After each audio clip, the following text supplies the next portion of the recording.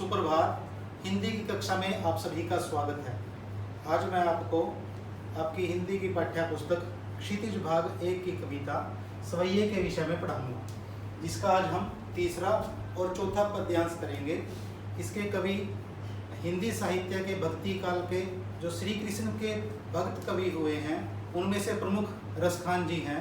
उन्होंने इन पद्यांशों में श्री कृष्ण की लीलाओं के बारे में और गोपियों के विषय में बताया है, एवं श्री कृष्ण की जो ब्रजभूमि है उसके विषय में थोड़ा बताया है। आशा करूंगा आप सभी ध्यानपूर्वक सुनेंगे।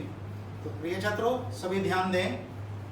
तीसरे पद्यांश में कवि कहते हैं, मोर पखा सिर ऊपर रखी हूँ, गुंज की माल गरे पहरूंगी, ओढ़ी पीतंबर लय लुकटी, बन गोधन ग्वारिन संग फिरूंगी।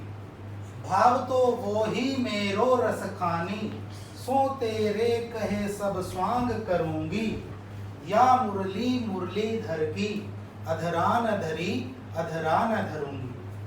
कवि कहते हैं गोपियों के माध्यम से, गोपियां श्री कृष्ण जी की सभी क्रियाओं को करना चाहती हैं। क्या कहती हैं गोपियां कि मोर पखा सिर ऊपर रखूं, कि जिस प्रकार से भगवान श्री कृष्ण अपने सर पर मोर के पंख को लिए रखते हैं, उसी प्रकार से हम भी क्या करेंगे, श्री कृष्ण के ही समान मोर पंख को अपने सिर पर रख लेंगे। फिर कहती है गुंज की माल गले पहनूंगी, कि जो गुंज की जो माला होती है उसको भी अपने गले में धारण करेंगे। ओढ़ी पीतंबर, पीतंबर पीले वस्त्र, पीले वस्त्रों को धारण करके, लय लुकटी और लाठी को हाथ में लेकर के, वन मने वन क्षेत्र में जंगल में, गोधन मने गायों और ग्वारिन मने ग्वालों के संग फिरूंगी, उनके साथ भ्रमण करेंगे, हम भी घूमेंगे।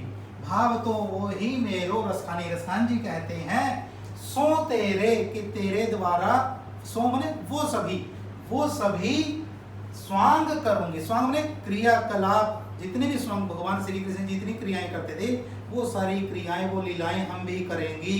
अर्थात भगवान श्री कृष्ण जो भी करते थे वो सब कुछ करने के लिए हम तैयार हैं। पर लेकिन या मैंने जो, मुरली मैंने बांसुरी, मुरलीधर मैंने मुरली को धारण करने वाले, अर्थात भगवान श्री कृष्ण, कि भगवान श्री कृष्ण जी की जो मुरली है, जो बांसुरी है, अधरान धरी, अधरान मैंने अपने होठों पर जो रखी हुई उनकी बांसुरी है, अधरान धरूंगी, उसको मैं कभी भी अपने होठों पर नहीं रखूंगी। अर्थात भगवान श्री कृष्ण जी के द्वारा किए गए सभी क्रियाकलापों को वो करने के लिए तैयार हैं, लेकिन श्री कृष्ण जी के द्वारा अपने होठों पर रखी हुई जो बांसुरी है उसको अपने होठों पर वो नहीं रखना चाहती। जो चौथा पद्यांश है उसमें रसखान जी क्या कहते हैं, देखिए बच्चों ध्यान से।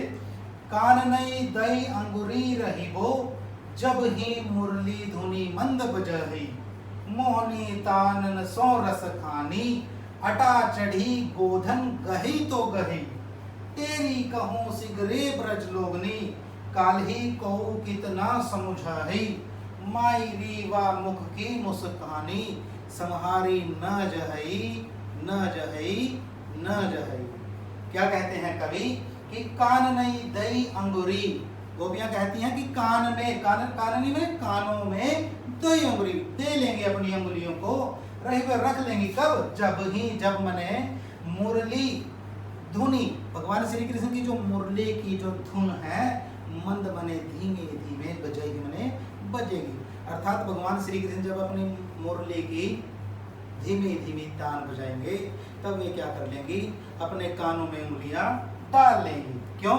ताकि उस मनमोहक तान का उन पर कोई असर ना हो। मोहनी तानन, उस मोहनी तान से सो रस खान, अटा चढ़ी गोधन गही तो गही, चाहे श्री कृष्ण जी अटारी पर भी चढ़ करके क्यों ना उस बांसुरी को बजाएं, गीत को गाएं, वो क्या करेंगी, अपने कानों में अंगुली दे करके उससे बच जाएंगे, अर्थात उसकी तरफ आकर्षित नहीं होंगी।